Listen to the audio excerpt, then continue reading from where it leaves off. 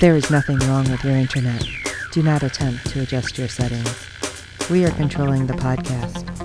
We control the squealing and the screams. We can make your heart flutter, your eyes blur from tears, or sharpen your mind to crystal clarity. For the next hour, sit back. We are in control of what you hear. We repeat, there is nothing wrong with your settings. You are about to experience the awe and mystery known as the female mind. You are now entering the Fangirl Zone. Welcome to the Mudhorn Clancast on the Fangirl Zone. I am Beskar Dave. I am Shawn Fangirl S. And I'm Sith Lord Steve. Today we're talking The Acolyte, titled The Acolyte, Episode 8, or the season finale of Season 1. Written by Jason McAleef, Leslie Headland, and George Lucas, and directed by Hanel M. Culpepper. Do you know it was also subtitled The Acolyte? Yes. They went all out with that one. Yeah, they sure did. Yeah, okay. No, I have found some ratings information. Oh, yeah? Rounding out the top 10 streaming originals for the week of June 3rd were Netflix 7M, TikTok Cult documentary, and the chart debut of Disney Plus's The Acolyte, which had 488 million minutes viewed for its first 2 episodes. Well, okay. Interesting. Yep. I bet it's not that now. That's crazy that it took that long for it to come out with anything, but streaming is so different. Yes, It is. That's weird. Yeah. All right, here's a quick episode recap. Past tragedies are revisited in the light of a new truth, and a surprise choice leads the way to an uncertain future. You mean like being renewed? Yeah. We shall see. I got a feeling it will. I don't think they're going to quit on I would hope so. Yeah. Otherwise, that is the worst cliffhanger. Yeah, and seeing Master Yoda in the last shot pretty much sets it up for more good stories, so I'm pretty sure it'll get picked up. Yeah.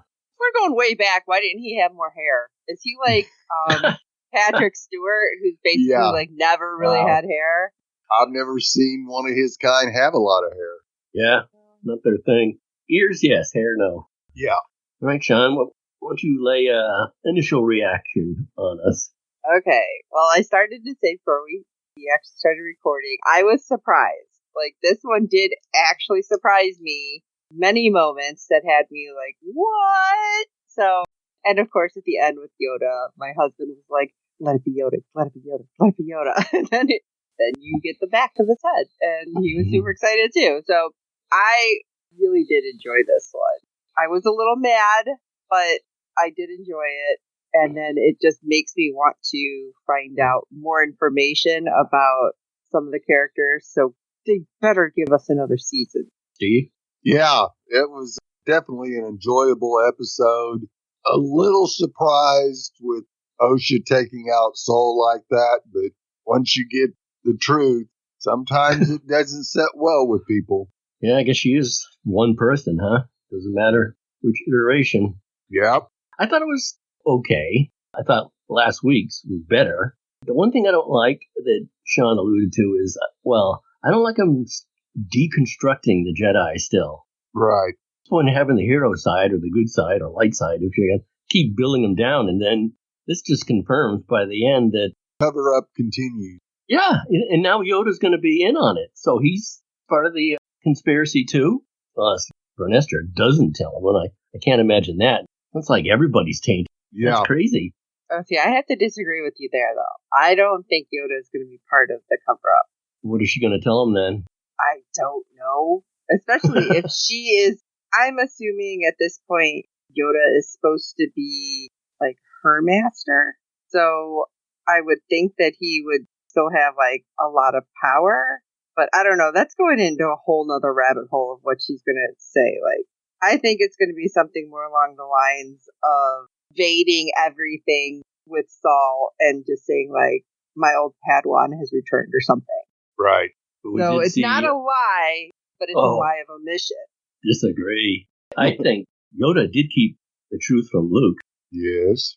Yeah, so that makes him a liar, too. Well, he kept that a secret. Why? It's still a lie of omission. I don't get it. Well, I don't like it. We'll see what happens when they renew it. I mean, it was Darth Vader that had to tell him. It sure wasn't Yoda. And wait a minute. That makes Obi-Wan Kenobi part of it, too? Yep.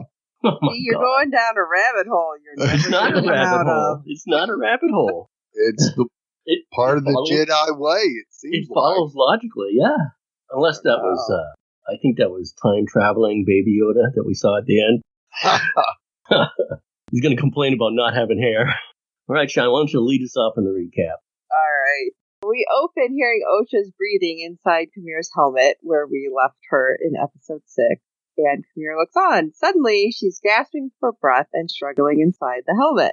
As Kamira lunges out, stopped by the Force, his eyes turning black, like how the witches on Brendock controlled people. I thought that was kind of interesting, because we've kind of seen him doing things that we assumed he learned somehow from the witches of Brendock at some point or somewhere. Right. And then this is happening, so I was like, And we never get to see what he is necessarily seeing, because he's in like a vision, like back in whichever episode when what's her name? Anasea took over the mind of our Jedi who wanted to go back to Coruscant. Yeah, Torben. I wanted to know what he was seeing, though. Yeah. I just took a wild guess that he's seeing his master, or maybe the time that he was turned after his survival. Right. Interesting. Again, Vernestra, I guess. I just thought he had to go back there because otherwise he wouldn't be able to get the helmet off. Oh, that's he had to protect whatever self-defense that the helmet had on Osha. That was my take on it. Otherwise, that thing wasn't coming off. No. I will tell you, people all over the internet, if you hadn't seen it, were going crazy this episode with memes like, or not memes, but like little snippets going, look how he's reaching for her so lovingly and how he's always touching her hand to do that. I'm like, maybe trauma bonding, but yeah. But anyway. So the two fight mentally for what seems like a very long moment before Kamira could rip the helmet off her. And Osha says she had seen her sister May with her hand outstretched with a lightsaber, but she was killing. It was after she killed Master Saul. She didn't use the lightsaber, and I'm thinking, you're twins, though. And then later, well, it all makes sense. But Kamira comes to the realization that May will kill with no weapon, which is the lesson he had wanted to teach her as early as episode 1 of this season. But Osha points out that the future isn't fixed and May can be stopped. I don't know, does she still think she can save her sister? Kamira says they can both go on a ship to see which of the two of them can get to May first. That just sounded ominous, too, to me. But we're jumping back over to Saul and May, and we see that he's brought her back to Brendock, and he explains about the Virgins on the planet and how he's going to contact Vernestra Rowe, since both of the girls are alive, and he wants to prove its existence. I still think had you just told them, they could have proved it, but okay. During their chat, May turns on Pip, who she reprogrammed back to factory settings, to try and sneakily get out of her binders. Why on earth would you not have taken that away from her? Exactly. That's like, you know what, let me put this dagger right here by your hand. May's rightfully mad at the Jedi for invading her home, and Saul begins to explain that they're not twins or even sisters. But before you can say what they are, May breaks free and shocks him with Pip.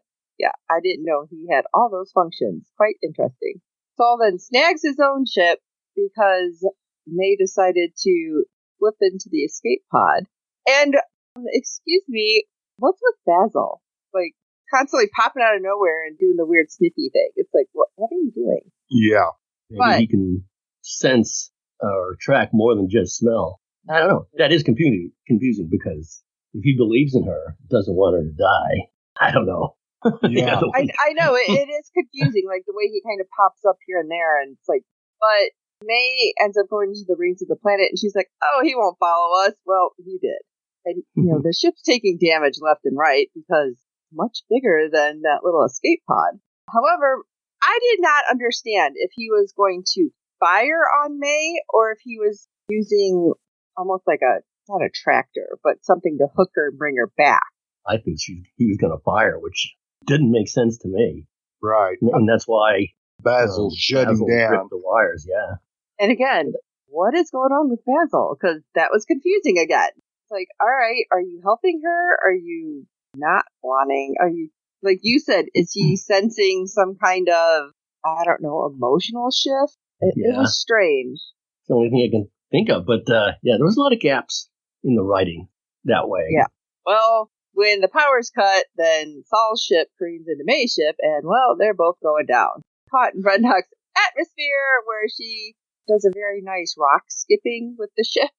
Because it's like, how did that not just go boom? But, okay. Flip over. And Yeah.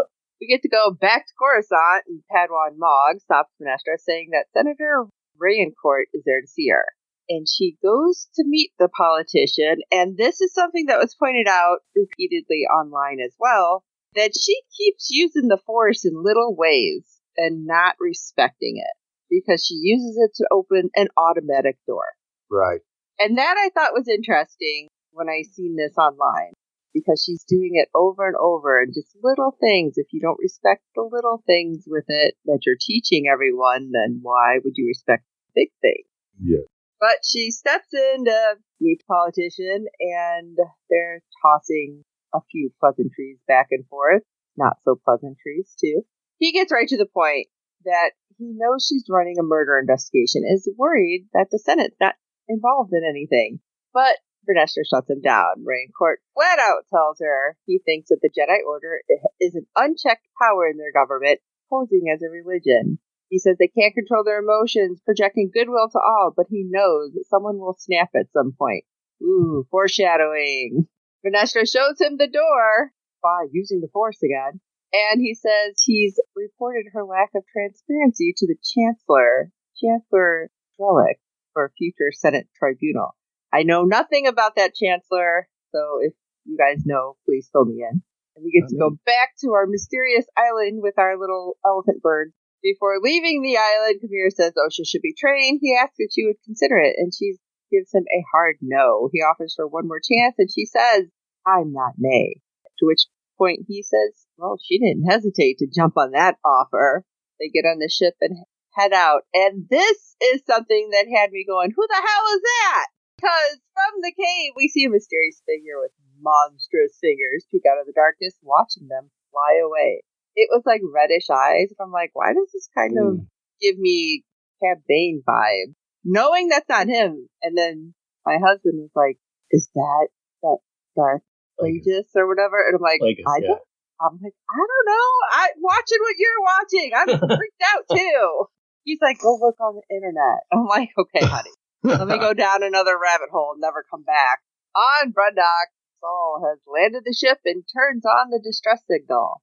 And he heads out using the Force to look for Bane. Basil looks on, watching him leave. I mean, you pretty much knew where she was going. Come on, why did you have to use the Force? Right. On Coruscant, Vernestra speaks with the male voice, saying she needs to get a message to someone. The voice will see what he can do. Mog enters, saying they found Saul on Brendok. She tells him to prepare a ship with knights for a resolution. Not a rescue, nothing, a resolution. And I thought that was interesting when she's like, as many knights as you can without causing suspicion. I was like, ooh. So Osha and Kamir zoom into land with Saul watching him arrive from a distance. He enters the fortress, seeing the ruins of the wreckage from 16 years ago. He shouts for May, feeling echoes in the Force from the past of his mistakes. He finds the bridge where he dropped May before leaving. As Osha and Kamir arrive, she suddenly has the vision of him gone, and she hears his voice in her head. Osha gets the elevator that enters the fortress to work. May climbs up from where she had fallen 16 years prior, entering her old room. Out in the hallway, Kamir, donning his Cordyceus helmet once again, finds Saul thanking the Jedi for leading the Sith to his once apprentice. Both men draw their sabers, brawling in the hallway to the outside bridge. They leap to the courtyard below for a second phase of their battle. That was an awesome fight, too. Very, Crouching Tiger moments. Yes. Called it Force flying in my notes. Yeah. Saul deflects Kamir and his blades with the Force, angering the stranger. Osha finds her sister in their old room. May quickly tries to explain that Soul lied to her. Osha said that Soul never blamed May. In fact, Soul tried to teach Osha love towards her sister. However, Osha never forgave May and hated her while grieving their mother. Osha admits she never became a Jedi. May tries again, explaining that Soul killed their mother. Lunging at her, Osha attacks May and the two women fight it out. Outside, Soul and Kamir see Vernestra's ship arrive. Kamir quips that they're not there for him.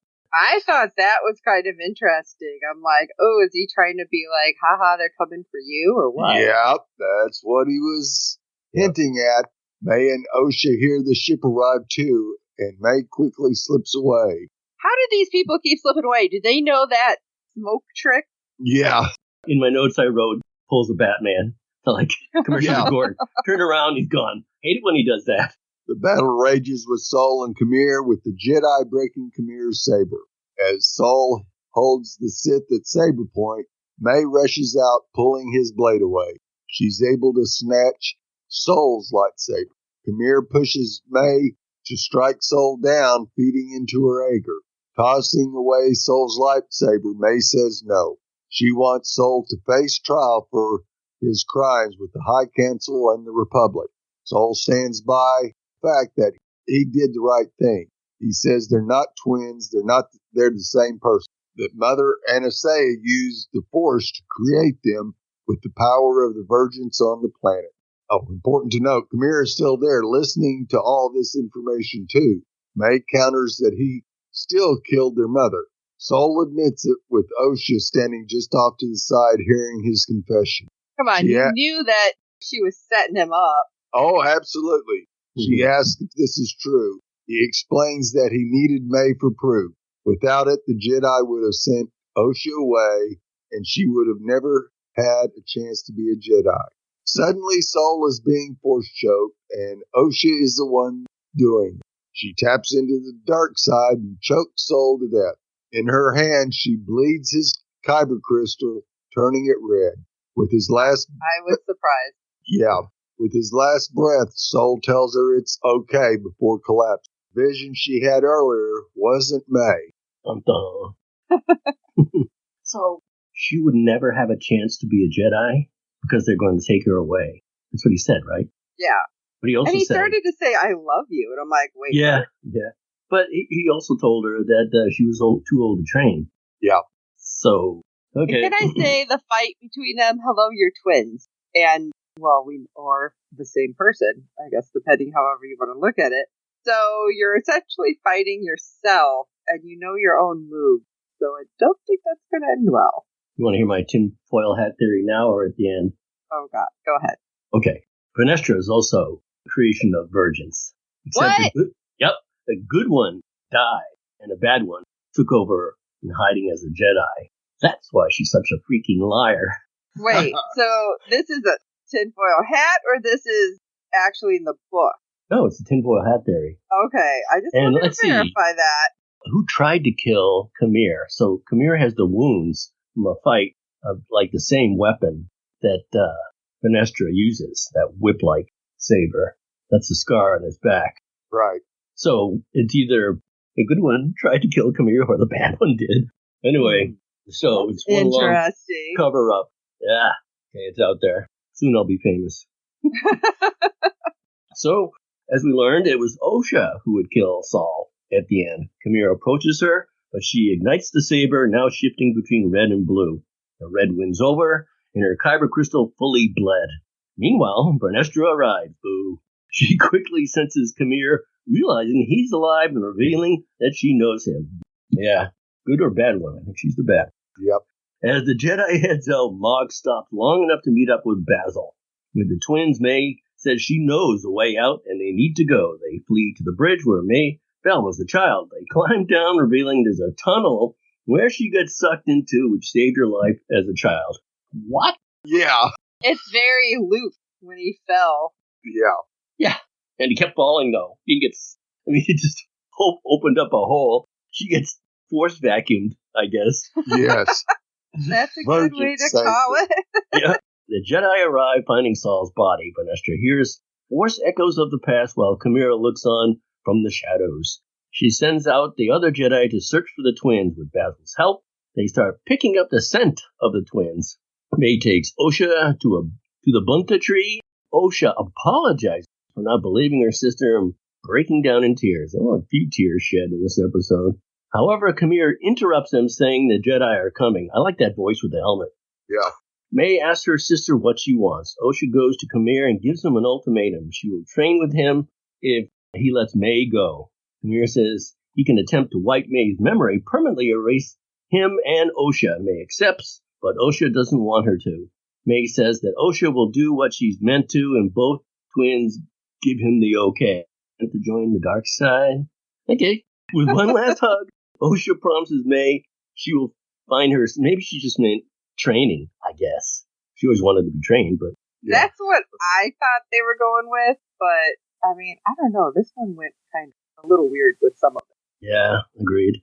With a wave of his hand, Khmer wipes May's memory. Minutes later, the Jedi find May sitting under the bunta tree. She's confused, not knowing what she did wrong. They take her to Coruscant, where Vanestra wishes to speak with May alone. Scared, all she can remember is a fire destroying her home, a man killing her mother, and her running away to look for someone. Well, she did retain some things. Pretty important.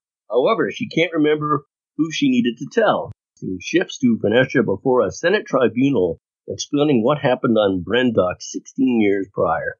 She lies and puts all the blame on Saul. I was mad. Me I was too. so mad. Yeah. Dark Vanestra. Yeah. You know how earlier in the season I was like, there was a lot of, those sidelong looks like, this bitch. Well, that's what I was saying when she was up there talking about it. Yeah. What if Dark Vanestra killed good Vanestra and then had to keep Khmer quiet? Probably. Yeah.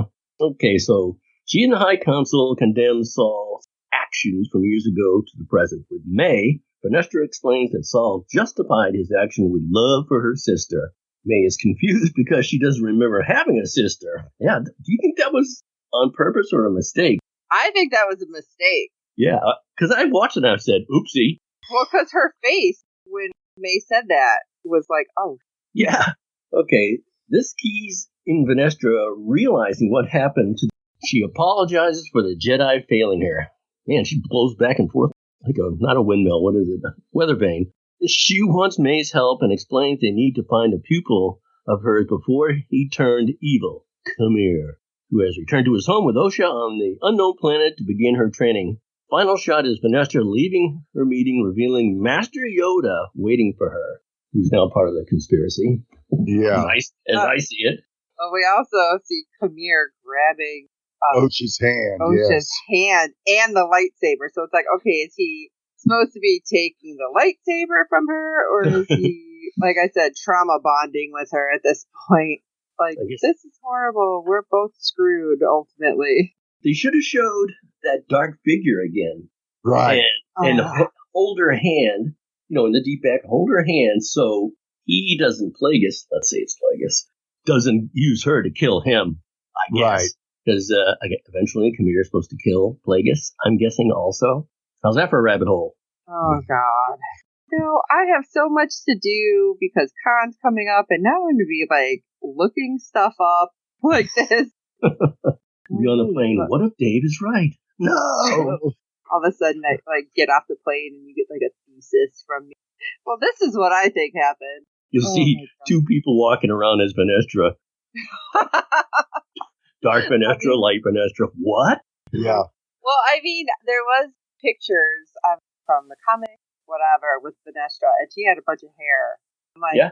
So, was this a different Vanestra, her whole attitude kind of thing, or now I'm wondering if it was a different person? Oh, great, Dave. You're welcome. All right, let's get to the ratings then. Shawn, kick it off, if you can. I mean, like I said, I did really like this one because it really surprised me, especially that they killed off Saul. Because I'm like, what? That threw me. So, the last one had better fight. I'm going to say it's a 4 out of 5. Okay. Steve, what you got? Sith Lord Steve, that is. Yes, I've got 4.5 out of 5. Osha gets her revenge. And since I last liked last week's more, I'm going to have to downgrade. Last week was a 4. This one is 3 out of 5 wire-ripping Basils. You know what? Somebody seriously, explain that. Yeah. That was just confusing. Well, we'd love to hear your thoughts on each and every episode this season. Our deadline for feedback is 6 p.m. Eastern every Friday during the season. You can send your feedback via email or audio to contact us at fangirlzone.com. Please review and rate us on iTunes, any other platform you use for your podcast with good ratings and reviews. It helps other fans of the show find us, as there are plenty of other Acolyte podcasts, but we're the good one. Tell your friends, and I hope you are enjoying our podcast. And don't forget to check out the other great Fangirl Zone podcast. And you can find all of those over at www.fangirlzone.com. And oh my gosh, we have everything on there. And I'm so excited to be bringing stuff from San Diego Comic-Con very soon. And like they said, send us emails, contact us at fangirlzone.com. Even if you send it, because this is the finale, sending it after the season, we will reply to you and let you know what we think in regards to your possible tinfoil hat theories if you have them too. So for this episode of the Mudhorn Clan Cast, I'm Sith Lord Steve.